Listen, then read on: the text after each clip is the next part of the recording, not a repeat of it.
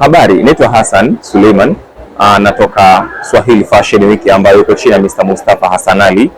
Nimekuja hapa kwenye Mamlaka ya Elimu Tanzania TEA kuonana na binti Mariam.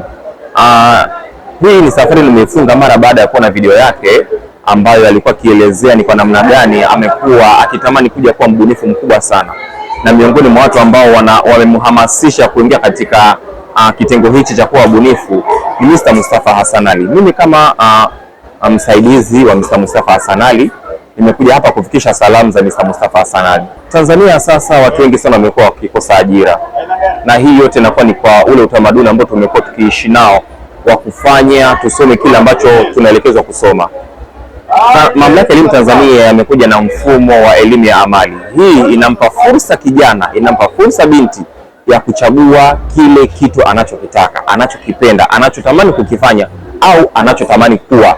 Hivyo basi wazazi, hebu muache kijana wako, binti yako aonyeshe kile kitu anachotaka kukifanya, kwani kitakuja kwa msaada mkubwa sana.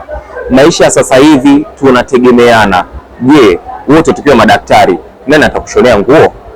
Je, wote tukiwa waalimu, nani atacheza mpira upate burudani ya kushangilia mpira? Basi wacha watoto wapate fursa ya kufanya au kusoma kile kitu ambacho wanakitaka.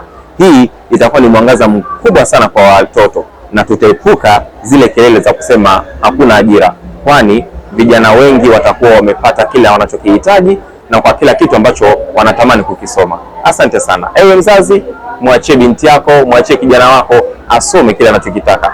Mafunzo ya amali kutoka Mamlaka ya Elimu Tanzania ni mwanga na ni nuru kwa upande wako.